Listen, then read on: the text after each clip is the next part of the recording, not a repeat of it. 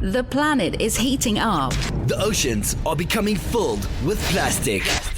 Change starts now. Change starts now. We're on a countdown To zero waste. 5, 4, 3, 2, 1. This is the Zero Waste Countdown Podcast. Here's your host, Laura Nash. Hi, everyone, and welcome to the Zero Waste Countdown podcast and radio show. Today, we're speaking with Adam Minter. He is the author of a book called Secondhand: Travels in the New Global Garage Sale. So, Adam, I want to know what got you interested in the secondhand world, because you've been in this world for a while, right? Yeah, I mean, in one sense, I've been in it literally my whole life. My great-grandfather, when he came to the States, he wanted to be in show business, but he had no background in it and didn't really speak English. He didn't have a formal education, so he started junking in Texas and made his way up to Minnesota and started a small scrapyard there. And I grew up in that small scrapyard, recycling. And if you're in the recycling business at that small scale, you're into secondhand because you're not just getting, bits of pipe, but you're getting, little bronze statuettes. And my grandmother and I would go out and look for stuff in our small warehouse, bits and pieces that we could take home or reuse. And so in that sense, I mean, from the time I was a toddler, my earliest memories are, recovering and reusing and being in secondhand.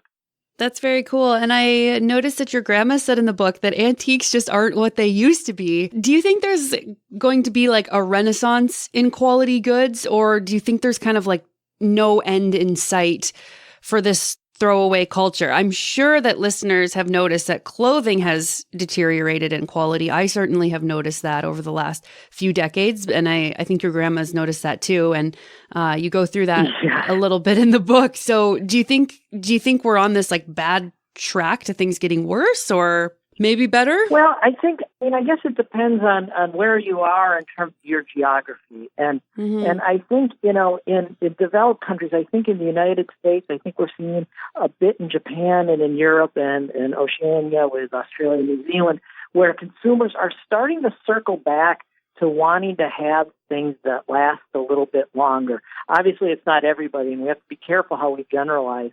But I do think as sustainability becomes more important to people, and just as a basic pocketbook issue, you're better off buying something, that can last 100 washes than something that lasts 3. You know what I mean? Yeah. But on the flip side of that is most of the world is not part of the affluent West, affluent Japan, and we are in a world of consumers, billions of them just emerging and having their first chance to go shopping. They don't have the level of affluence that somebody in Canada or the United States has, but they want the opportunity to consume. And so a lot of them, and I've been living in developing Asia for almost 2 decades now, and I see it every day, they want the chance to buy and they're going to buy the cheap thing. But on the other hand, the optimistic side of that is that, in a lot of emerging markets, especially in Africa where I traveled for this book, you do see people preferring secondhand that comes from the United States and Canada, because if it makes it to Africa, it's gone through, people who pick through it and make sure it's a durable good that people in Africa would buy. And so you often find in Africa, people prefer the secondhand goods because they've sort of been massively pre-tested, if you will, and they're going to last longer than that cheap new garment that's made in a factory in East Asia. But I think that the cheap stuff is coming into developing markets, right? Which is kind of like a danger. Absolutely. Yeah, absolutely. It's coming in very quickly, and it's a growing part of the consumer experience there. The amazing thing is it's now gotten to the point, and you see it in West Africa, where I've spent a lot of time, where the cost of production of these new cheap goods out of East Asia, whether it be a computer or a garment, is now cheaper than the stuff coming in secondhand from, say, Europe or North America. And, when that happens, it's very, very hard for the durable secondhand good that will last longer than the new piece to compete. But let me give you the optimistic side of that as well. And one thing I very much observe in my time in Asia is that the consumer experience has been turbocharged. So it took us in North America, arguably, 150, 200 years to get to the point where we're really thinking about sustainable consumption. Mm-hmm. And in these emerging markets, they're getting there in a matter of decades. It's been accelerated. And so, I'm very optimistic that we're going to see a movement towards sustainable consumption in these countries, but it's going to take a bit of time yet.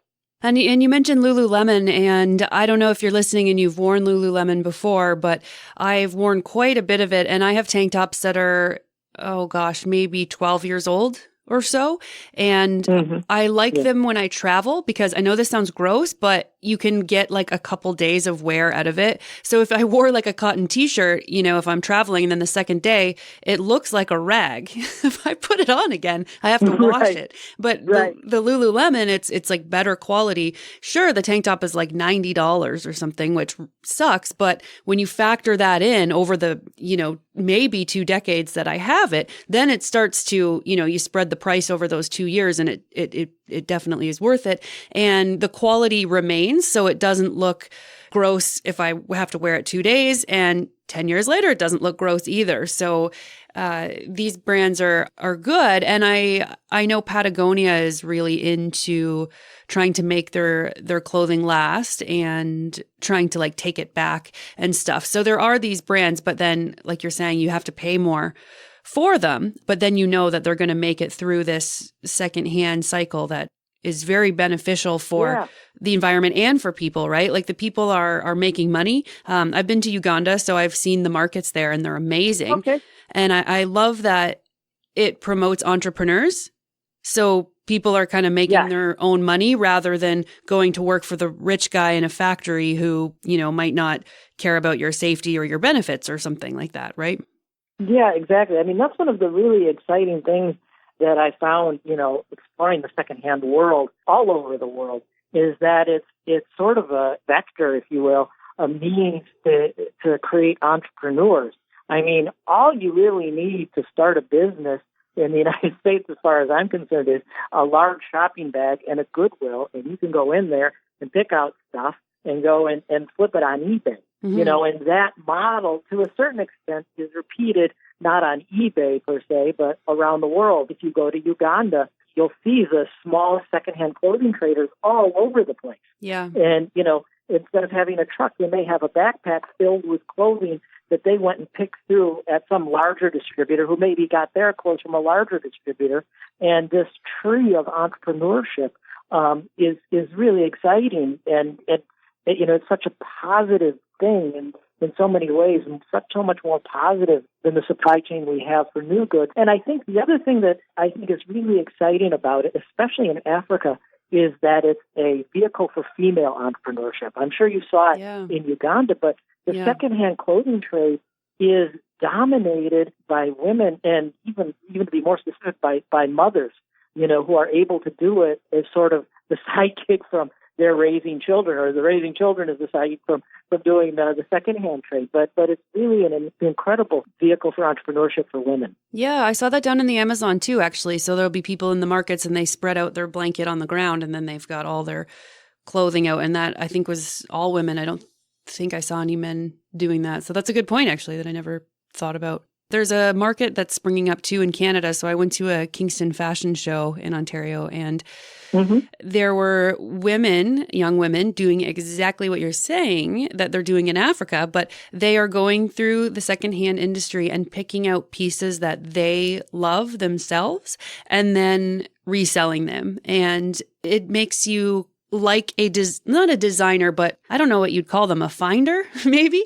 And then you can kind of like trust them. Sure. You can follow them on Instagram. You can watch for their pieces, and then if your style matches their style, then you don't have to spend all that time searching through Value Village or Goodwill. You can kind of just go to that person because you know that they have the style that you want, right? So I'm sure that happens in all the other countries as well. Sure. And it's an online phenomenon, obviously. In developed countries, whether it be in Japan or in North America with Poshmark, which I'm sure some of your listeners are familiar with, where you have people who are going out, mostly women, going to thrift stores or wherever else they source their clothes, And then they're styling people really from their accounts. They're saying, here, I can put together this outfit for you.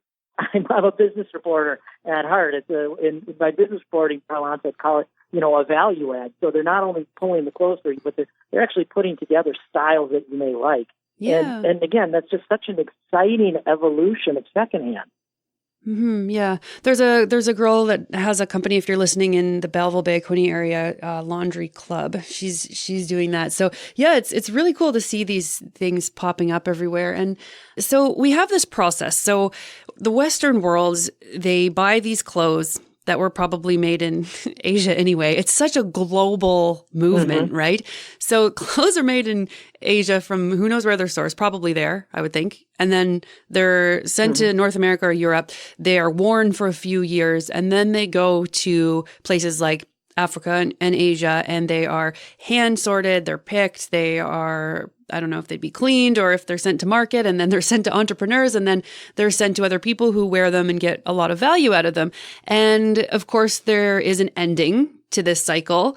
And before that, we get into rags, right? So you kind of talked a lot about rags. So I've talked about this before. I'm a huge fan of rags, and I have a hierarchy of rags. So depending on what I need Really? Tell me. Yeah, like depending on what I need to clean. And I also noticed that you said something about jeans, that jeans are really tough to reuse. And I have some Carhartts, like a piece of one, and I use that for scrubbing my bathtub because it's that like, it's tough, right? Like it can be used as a bit of a scrubber. So there is a little bit of use for those tough things as rags. But tell us a little bit about the rag industry, because I found that as a rag person kind of fascinating. Yeah. I mean, it's actually, you could say it's the original recycling industry, industrialized recycling industry. When the Industrial Revolution started, you suddenly had all this excess textiles in people's homes. And once the clothes wore out, there was the question of what to do with them. And the perfect thing to do with them was to cut them up and use them to wipe off the grease on the machines that were producing new textiles. And that actually emerged, very early on in the Industrial Revolution in the early 19th century. Yeah. By the early 20th century, there were just in the United States 26 industrial scale, and we're talking hundreds of employees each, rag factories in the United States, where rags, old clothes would be delivered. People would sort and grade them and cut up the clothing into rags that could then be sold to factories. They could be sold to bars and restaurants. They could be sold to hotels, anywhere you need to basically wipe something down. And even though, it's not very well known today, it continues to be a very large industry. The best estimate is that approximately 30% of the used clothing in the United States, and I'm sorry, I just had the U.S. figure, but I think it's probably pretty much similar to Canada because the clothes flow back and forth. About 30% are turned into rags on an annual basis. And you could probably argue that it's higher than that because, maybe a garment gets cycled through the thrift cycle a few times, but ultimately that garment is going to end up a rag as well. And there are factories still in the United States and increasingly overseas that do just what the ones did, in 19th century England. They buy the clothes or the sheets and bed sheets. The textiles go beyond just clothing. Hospital bed sheets and hotel bed sheets and linens are a big part of the rag industry too. They buy them, they grade them, they separate them, and then they cut them and then package them and send them off to everybody from, painting companies, because painting companies, they sell rags. If you're painting, you're going to be wiping the wall as well. So oil and gas companies, the bars and restaurants, the hardware stores where people can buy them for whatever they want to use them for. So it's a massive business, and it's a wonderful business because if this final use wasn't there, they'd be ending up in the landfill quicker. Yeah, exactly. It's good to keep them out, and it will save forests, like instead of paper towels, right? So it's good for that too. Right. Yeah. These secondhand rags or used rags, they compete with new rags with synthetic materials that are manufactured that supposedly absorb better and are marketed as a better absorbent than a old T-shirt rag or an old terry cloth robe rag. From my perspective, I've been cutting up clothes, and I'm just following what my mother taught me. She cut up clothes for as far back as I can remember. Me too. It's just the more sustainable option. Yeah.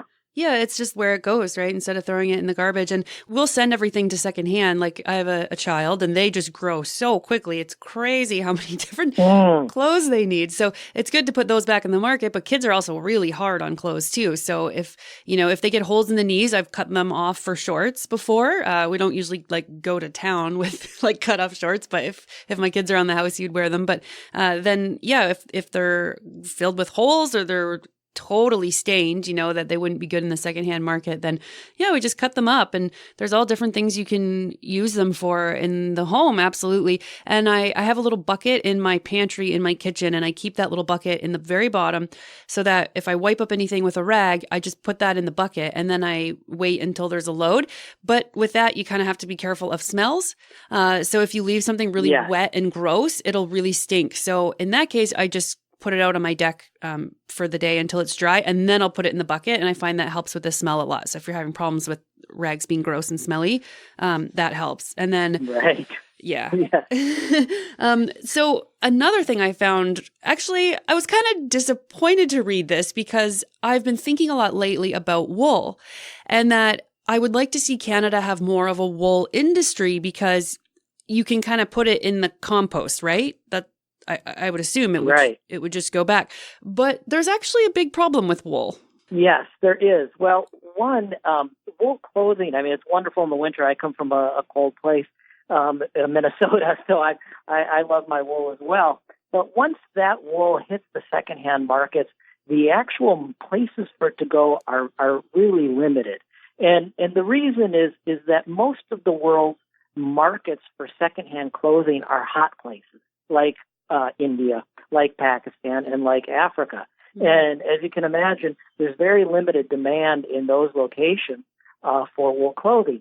So what has traditionally happened is that wool garments went to a place in northern India called Panipat, which I visit in the book. And in Panipat, the wool was basically is ripped apart. The individual fibers are recovered, and they turn it into a fabric, a rough wool fabric called shoddy. We all know the word shoddy. We refer to shoddy quality. And shoddy itself is a sort of a low-quality wool. And what it has been primarily used for decades is making blankets to be used in relief operations, meaning if there's a big earthquake somewhere, a hurricane, and the Red Cross comes in, they would bring in blankets that had been made from recycled wool in Panipat, and that's what the people in these disaster zones would be getting. But over the last decade, the shoddy blanket has been losing out once again to new. And what's replacing it are polar fleece blankets, which is a synthetic fiber which was pioneered in the United States, but the Chinese and now the Indians figured out how to make it very cheaply. And that is basically extinguishing most of the market for shoddy. So it used to be that somebody like the Red Cross would buy tens of thousands of relief blankets from Panipat from recycled wool at a time. Now, all of those purchases are going to Chinese factories making polar fleece from petrochemicals. And that means that there is less and less of a market for wool. So, and more of a market for unrecyclable polar fleece. So it's a real problem. And what it's doing is it's driving down the price of used wool. People in Panipat, there used to be about 600 factories buying used wool. Wow. Now they're down to about 50.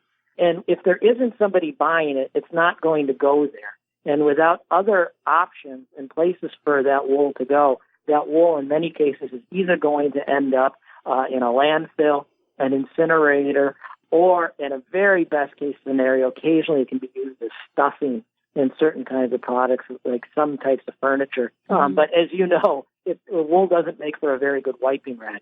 So there's actually, even though it's a natural fiber, right now we're sort of entering into a potential crisis of what to do with all our excess wool clothing.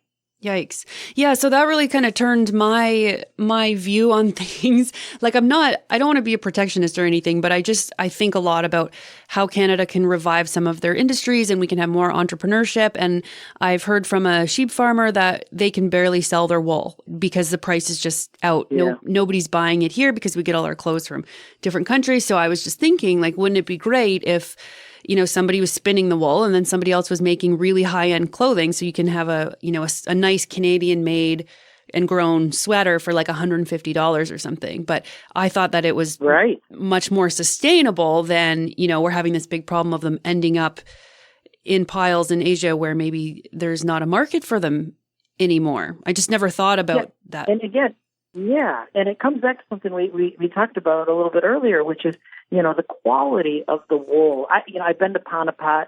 I walked around the sorting warehouses, and the wool you see there is wool, but these are not the highest quality sweaters. You sort of can understand how they ended up at a Goodwill. You know what I mean? Yeah. This is not stuff that this is not going to be the sweater that was passed on from your mom or from your grandmother. It's the sweater you got at, so many of these are the sweaters you got at Forever 21, or the department store that doesn't necessarily sell the highest quality stuff. And so it comes back to the solution to a lot of this is we all need to start demanding and frankly being willing to pay for a little bit better quality. Mm-hmm, yeah. And that's really tough to do because, people don't want to pay for better quality if they don't know. Like people are so busy, right? Like they're living their own lives. They're doing their job and they're surviving, they don't have time to like investigate, where their product started and where it was made and all these things. So it's tough. So you talked a little bit about like how opposition to globalization is a threat to the secondhand world. In affluent countries like Canada and the United States, we consume a lot and we throw away a lot. Yeah. And, we simply generate more stuff, more secondhand stuff, even more good secondhand stuff than we are capable as consumers of reusing on our own. It's just the nature of our consumption. So unless we are willing to export that stuff, or willing to allow people in other countries to take it and reuse it, sometimes in ways that we may not even feel comfortable with, it's not going to get reused. Okay, so that's one part that I didn't understand near the end of the book is you were saying that people need to be more open to letting people take their stuff, right? But, sure. But is there resistance to that? Like, are there people in the world who would rather throw out their stuff or something than let the secondhand industry take it? Believe it or not, yes, there are. Really? And in the two big areas that I look at in the book, it's surprising, isn't it? But first, there's been quite a bit of opposition in the UK and even in corners of North America to the idea of exporting secondhand clothes to Africa, because there seems to be this mistaken impression that if Africa is using used clothes, it's not going to manufacture its own clothes, and that used clothes are the primary culprit for Africa's new clothing manufacturing industry shutting down. And, that makes a certain amount of sense. I mean, logically, intuitively, we'd say, well, yeah, if people are using secondhand clothes, they're not going to be making new clothes. But actually, if you dive into the data, and I did in the book, Africa's new clothing industry didn't die because of secondhand clothing. It was because Africa's new clothing industry lost out to East Asia's manufacturers who flooded their markets in the same way that they flooded North America's markets. Secondhand clothes are completely irrelevant to that discussion. So when you see, people saying, well, secondhand clothes is going to prevent people from manufacturing and developing their own industries in Africa, it's just not the case. And frankly, from my point of view, if you are worried, about the long-term interests of African countries, I think their long-term interest is to reuse stuff, whether it's ours or theirs. Mm-hmm. And the other opposition, and it's more familiar to people, but there has been opposition to the export of electronics goods like phones and like computers to developing countries, with the mistaken impression that when these articles, these devices arrive in these developing nations, they're going to be recycled in improper ways. They're going to be set on fire and basically disposed of in trash dumps. But if you go there, you'll find that what's happening with these devices is oftentimes they are exported not in the best working condition from countries like Canada, and when they arrive in Ghana, and I document this in the new book, they're often refurbished and repaired there, and they get much longer lives in Africa than they ever would, say, in Canada. Mm-hmm. What happens to them after they can't be used anymore, they don't have the recycling facilities we do in developed countries, but those will come in time. But if the goal is to make things last as long as possible, then you certainly want to have that old iPhone 5 that isn't up to date in Canada anymore, used by somebody in a country where it might be viewed as a very good option that they can use for several years until it doesn't work anymore. But a lot of folks, and especially lots of manufacturers of electronics, have a real problem with that. And it's no accident you see companies like Samsung and Apple opposing the export of electronics into developing countries because that's competition for them. Yeah. And it's such a skill too. Like I couldn't fix an iPhone. Like I don't know how to do that. I don't know how to repair electronics. But you could. You think that's so? The really exciting thing is I've done it. I mean, you can change the battery in your phone, and there's instructions online where you can do it. And I recommend everybody do it. I mean, especially, if you're into zero waste and that, being able to fix your own stuff, it's such an exciting thing to do. And the instructions are all there online. If you have screwdrivers, you can do it. Yeah. Oh, that's good. So I want to talk about the cultural differences too, because I thought that was really interesting when you throw these in there in the book. There was this one part where I think it was an African maybe that pulled out a lacy bra and it was like, nobody here would wear this, and threw it in a pile. Right. I thought that was really funny. So yeah. Were there some big interesting differences that you found between Asian and American culture or Mexican and American culture? Yeah. I mean, there's so many. Well, I mean, that took place in Benin in West Africa, in a used clothing sorting warehouse. And it's a person who asked that I not use his name, so I call him Mr. A in the book. And he took me into the back room of his sorting warehouse. So people are sorting through clothes that have been imported, a lot from Canada, actually. And in a closet back there, a large closet, he had bags of stuff that he simply couldn't sell. And some of it was obvious. I mean, in the loads that he'd ordered from Canada, some people had thrown in sweaters. And, Benin is very high. You're not going to be able to sell a whole sweater there. Yeah. And but he started going through what he called the dainties for me. And he pulled out, a bra. And he said, yeah, African women wouldn't wear this. We have fashion in Africa. This is unfashionable, but it was a really wonderful moment as well, because I think we tend to think in developed countries that, they're poor, we're donating the stuff to them, they'll take it. And it doesn't work that way. I mean, folks in developing countries have, a sense of style and they have their own dignity and desires and ways and wants to how to present themselves. And I included that moment because he was sort of conveying that to me, don't take us for your charity cases. We have fashion too, and African women have fashion, and that's what he was saying there. So it was a really great moment and a reminder of, in some ways, how the cultures are similar. We just have different tastes in clothes. But, in other ways that I found cultural differences, one of the big differences I've found in the world of secondhand between sort of North America and Anglo-America and the rest of the world is we tend to think of, when we have excess stuff, we tend to donate it, to the Goodwills and the Salvation Armies, or in the UK, the Oxfam. And that's a very unusual model for dealing with excess stuff. And most other parts of the world, including Japan, which I cover quite extensively in the book, you sell it. And you may only get a few pennies for it, but you sell it. And that has all kinds of different consequences. But one is, I think people become much more emotionally invested in the stuff that they donate. Because when you donate something, you sort of expect it to do good works. And so people can become quite angry in North America and the UK if they feel that the stuff they donated hasn't been put to a proper use. But you find in most other parts of the world where used stuff is sold rather than donated, that people, once that financial transaction takes place, people are like, okay, you bought it, it's yours. I'm not going to worry about what happens to it. Mm-hmm. And I tried to bring some of that out in the book. I think that when people buy something for themselves, they may treat it better too than if it was just free. Absolutely. Yeah. So I guess it's better on both sides. Yeah. I mean, that's been sort of a theme of my work, my previous book too on recycling, is that, I think the donation model is wonderful, but I do find, when money changes hands in whichever direction it is, sometimes it makes it easier. People will take better care of things, but they also are more willing to pass on responsibility in a good, sort of positive way. Yeah. And your other book was Junkyard Planet, is that right? Yeah.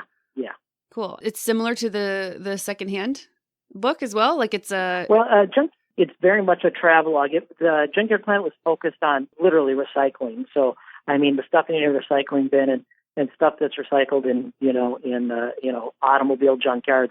And it's a bit of a travelogue as well, from China to North America primarily. Very cool.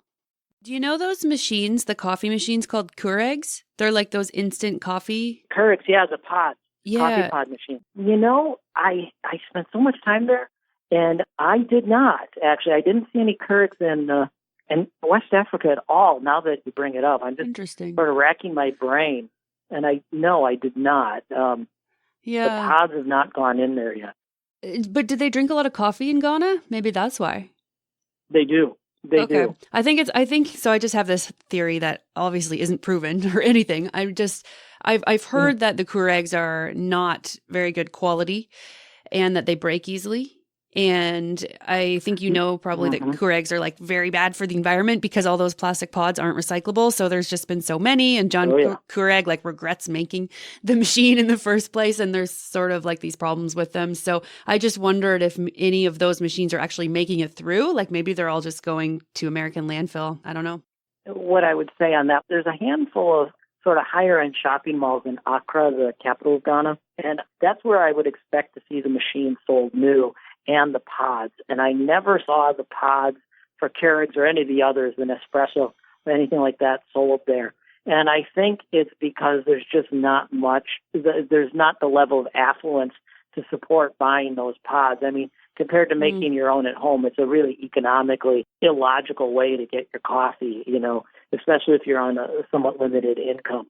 So to send the machines to Ghana or West Africa for scrapping doesn't make much sense. Also because you only send recycling to places where there's a lot of manufacturing so they can use the metals again. And Ghana doesn't have a lot of manufacturing. The old machines, and I have seen this, the old coffee machines, the market for those is scrap metal and scrap plastics is actually in China. And that's where they would go if they've been broken. And you actually see some new ones being sold in China. I've seen them in shopping malls there. But just from a price point, it doesn't make a lot of sense. Pod coffee, whether it's Keurig or anybody else in West Africa, they'll make their own with their own pot, and it's fantastic coffee you'll get there too. Mm-hmm. Oh, interesting. You know what made me think of the Keurig question is because I actually wrote this down on page 126 of the book. I think it was someone that was working across the Mexican-American border, and he said, if you make donuts, you probably wouldn't buy this. And it was a donut maker. And that kind of made me wonder about like, if you're making donuts and maybe you're not this like very affluent person, you would just make them normally, like in a deep fryer or something. Like you wouldn't want a fancy machine if you already know how to make donuts. Yeah. I think that's part of it. And I think also what he was thinking, that's a guy who, again, one of the other characters in the book whose real name I can't use, I call him Shoe Guy. I think also what he was thinking is that, a donut making machine is probably slower than doing it on your own. Especially a consumer one, you know what I mean, that would maybe end up at a Goodwill. That's probably going to be a lot slower than doing it by hand, especially if you're making a lot of donuts, say for your donut shop in Nogales, Mexico. So it probably isn't very quick. I mean, and the kind of donut, I don't know, are there donut machines out there? I'm certainly for consumers, but if there's industrial grade ones, I mean, that would be another thing altogether that could make dozens of them at once. But I don't think you would find that at the Goodwill. Yeah, I was thinking maybe it was just like a household one, because it's amazing to me how many items you can buy for your kitchen that you don't need, like all these fancy like things to chop up your vegetables when all you need is a knife. Like you don't need all these machines, just chop up a bagel and then, like a carrot thing and an onion thing, and like they're all different. It's funny you bring that up. I was with my son the other day.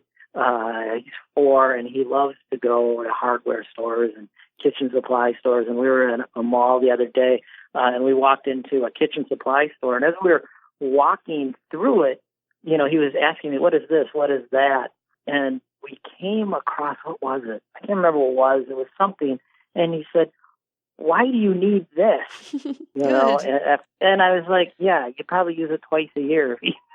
And then cleaning it would be such a pain in the neck. You wouldn't want to use it for another 6 months, Mm-hmm. Yeah, I find that with my food processor. It's just so annoying to like set up and clean and stuff that I just chop things. Yeah. So, Yeah. so yeah, Bread makers. That's the other. Yeah, I have a bread maker because I have these like problems with my wrists for kneading, but I'm kind of getting my kid to knead it sometimes. And I'm actually really bad at baking bread, but I don't want to buy bread. And I eat it every morning for breakfast. Right. So I do make it, but it's not very good. So bread is like a nemesis of mine because I don't want to buy it in the plastic bags, right? But yeah. Sure. So you also talked about furnishing. So I just want to give the listeners this crazy number. So Americans tossed out 25 billion pounds of furnishings. 25 billion pounds. That's the most recent figure that we have, which was 2015. Yeah. That's how much they tossed that year. So is that like, which is, I mean, it's mind-boggling, isn't it? is it like curtains and like rugs? No. I mean, we're talking things like bookshelves, like sofas, like beds, like wardrobes.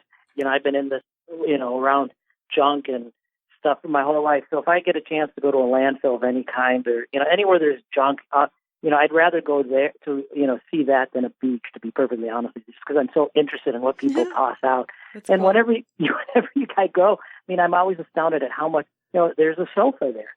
There's a broken bookshelf. And it's just an amazing amount. And one of the things, and I get at a little bit in the book is, you don't see the beautiful old heavy oak furniture, from the 1950s in these dumps. Thank God we don't. What you're seeing is a lot of, again, what we discussed earlier, the cheap stuff. Yep.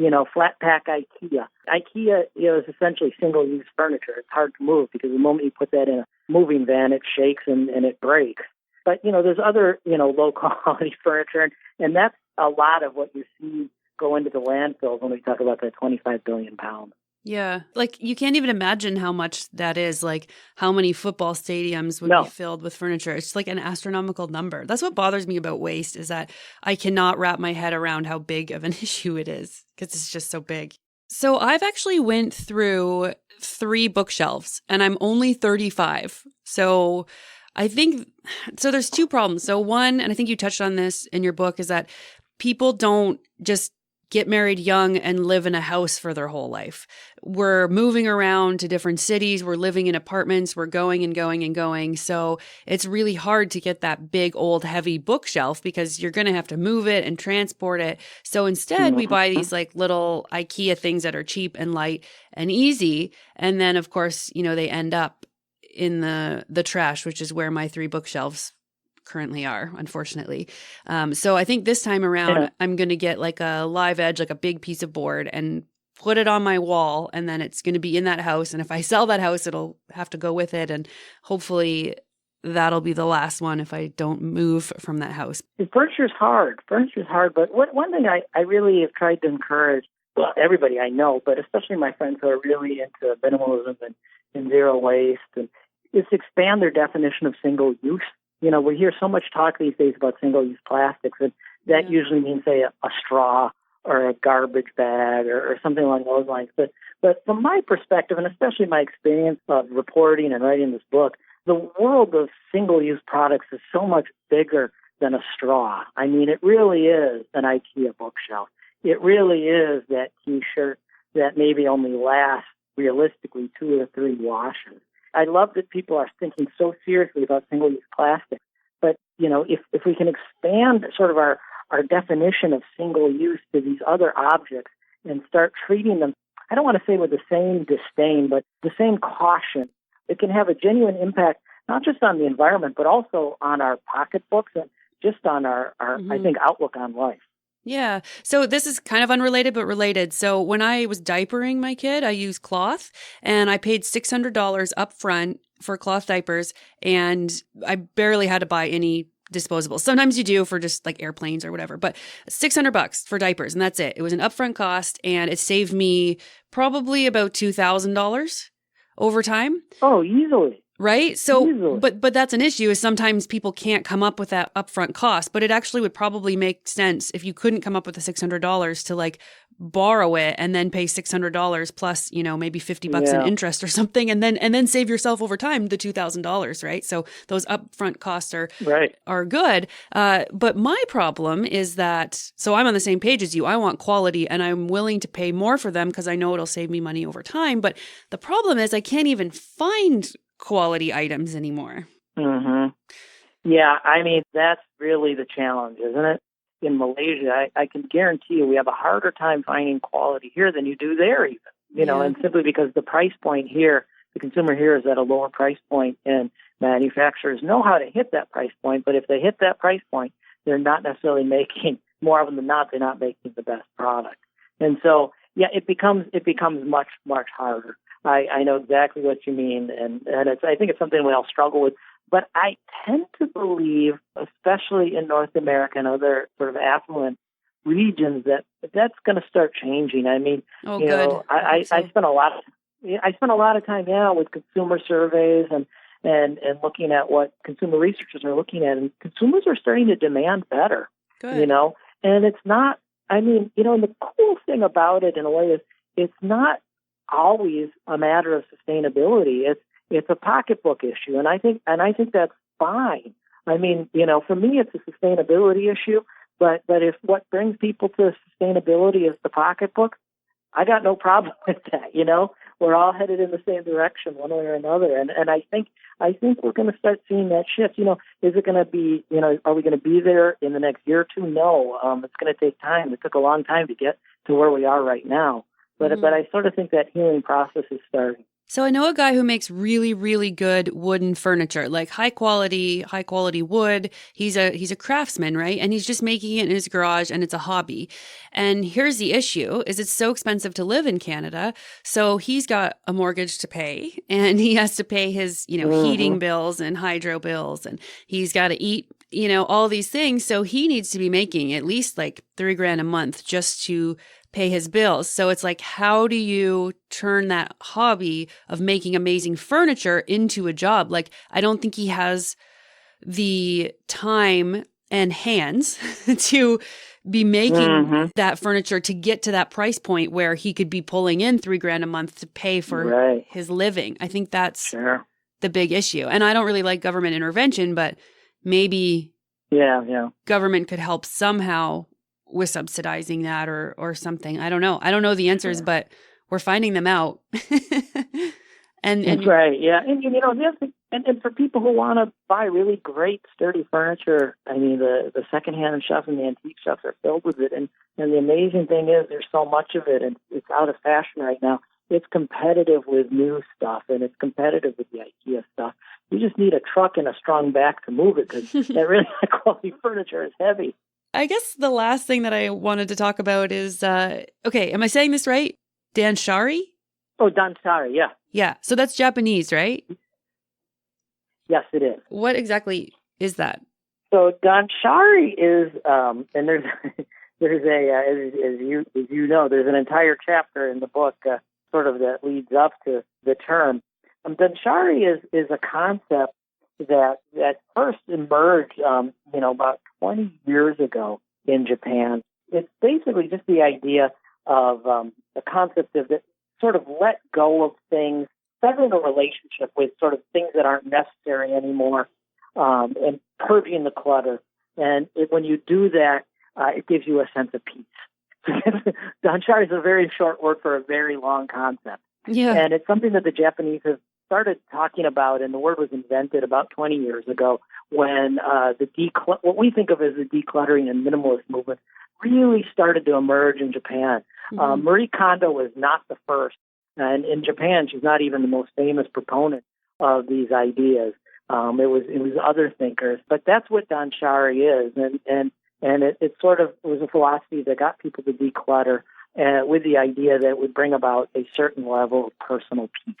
Oh, cool. So kind of like the spark joy thing that Marie Kondo talks about. Yeah.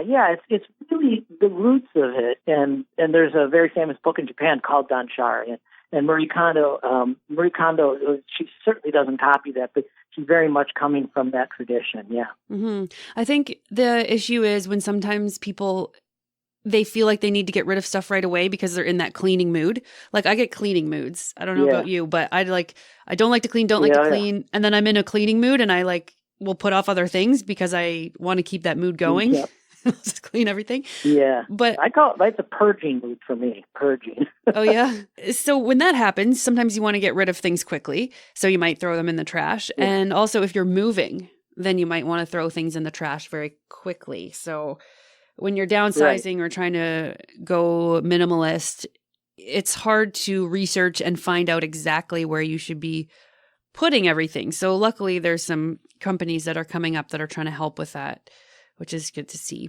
Yeah. And, one of the things that's come up in Japan with Danshari and with the decluttering movement is it's not necessarily a movement about sustainability. I mean, the sense of inner peace is about my inner peace. Yeah. And so there's been a real kind of tension there because I think, especially outside of Japan, people tend to think of it as sort of this Zen kind of exotic environmental thing, but it's not. It's really focused on personal peace. And so there's been some pushback in recent years saying all the stuff that you're, sort of doing Danshari with, you're decluttering, you're sparking joy with, what happens to it next? And that was actually one of my inspirations for the book is I started thinking about, okay, you have all these people, Colin Marie in their houses, but what's happening to that stuff? Yeah. Especially, did you watch her show? I watched a couple episodes of it, yeah. Hard for me to get over here in Malaysia. These weird licensing things with Netflix. But yeah, I saw it and I've read the book, and I mean, she's so important. And I couldn't go through a book like this without actually spending some time getting to know what Marie Kondo is all about. Yeah, in the show, you see these scenes of like, yay, happy, we did it, problem solved. And then it'll show out on the street corner and it'll be like 20 bags of trash and like furniture and all this stuff. Because for me, I'm like the waste person. So of course, I'm thinking, what is going to happen to all that stuff, right? So yeah, you really get to see it on the show. We think alike. Yeah. Yeah. So if there are listeners who are interested in getting into the secondhand business, do you have any advice? I mean, the first thing to do, if it's for your home, if it's just, as somebody who wants to have more secondhand in their life, speaking of Zen, I think that it sort of goes two ways with it.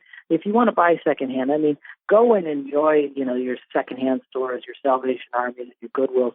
But you also, at some point, you got to give back. And in that sense, I'd say when you do buy new stuff, always buy good stuff because that's stuff that can become part of the system, So you always have to think of it in terms of that circularity. If you want to get into it as a business, there has never been a better time. There's so many different platforms and ways to do it online. I mentioned earlier Poshmark, which is a great platform with small entrepreneurs, get used clothes or just want to empty their own closets, can find ways to do it and sell directly to other people who want to buy secondhand. And there's ThreadUp, there's other sites like that. So I would say, really take a look at those sites. It's an old and tried solution, but eBay has started so many secondhand businesses over the years that have grown into their own websites. And just spending time on the forums at places like eBay or OfferUp, which is another one of the new sites, getting to know the people who are selling what they're doing, they're all really helpful. And then the other place that I found really interesting, and I didn't get into this in the book as much, but Facebook has become such a critical part of selling secondhand globally. And it will be people going to, say groups in their neighborhood saying, I've got this sofa. Does anybody want to buy it? And this has sort of become a really critical way for people to start moving objects between each other and, again, start their own businesses. It's now gotten to the point where you have secondhand shops, I know, in the United States where they're live streaming clothing auctions, secondhand clothing auctions for people. Cool. Somebody can do that from their own bedroom. So, look at these things. All these computerized tools and the social media is such a marvelous platform for buying and selling and getting to know about the stuff that we all generate. And I think those are great ways to get in.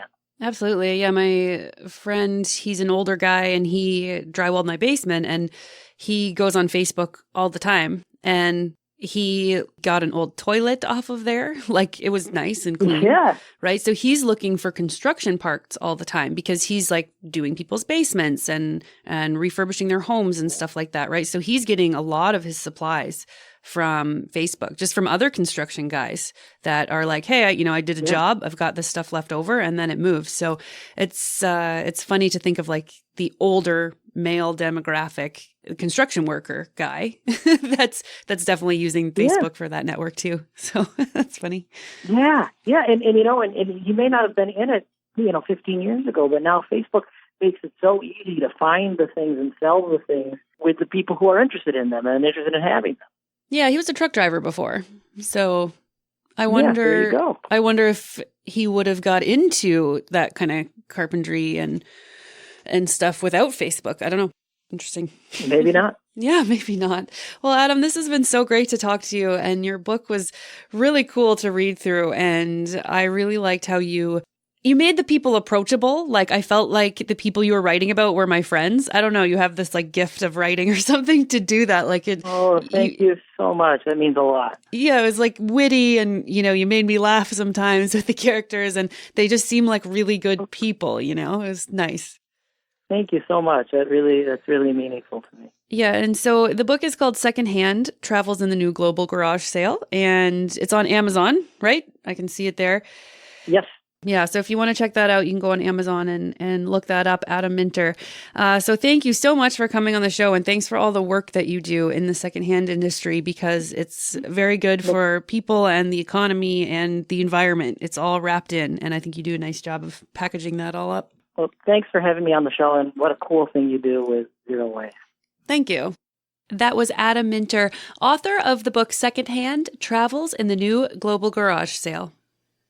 Did you know you can now find our episodes on YouTube? If you have a YouTube account, please like, subscribe, and comment on there. And if you haven't given us a review on iTunes, Apple Podcasts, Google Play, Stitcher, or wherever you listen to your podcasts, please do so. It helps the algorithms push our show up in search results, which means more people will discover the show and more zero waste solutions will be shared around the world from our amazing guests that we've had on the show. I'm a volunteer at my local college radio station, and I don't make very much money, so if you have a few bucks to spare each month, you can sign up and be a patron on Podbean. There's a little reward button you can click on there. I'm also on Patreon, but I want to keep all my content free for everyone instead of putting it behind a paywall, so you also can donate directly on the show's website, zerowastecountdown.com. We are a registered nonprofit in Canada called the Zero Waste Countdown Initiative. Thanks for listening, everybody, and thanks to our listeners in America, Canada, Germany, the UK, Australia, New Zealand, Spain, and wherever else you're tuning in from. Together, we're going to change the world. Change starts now. This is the Zero Waste Countdown Podcast.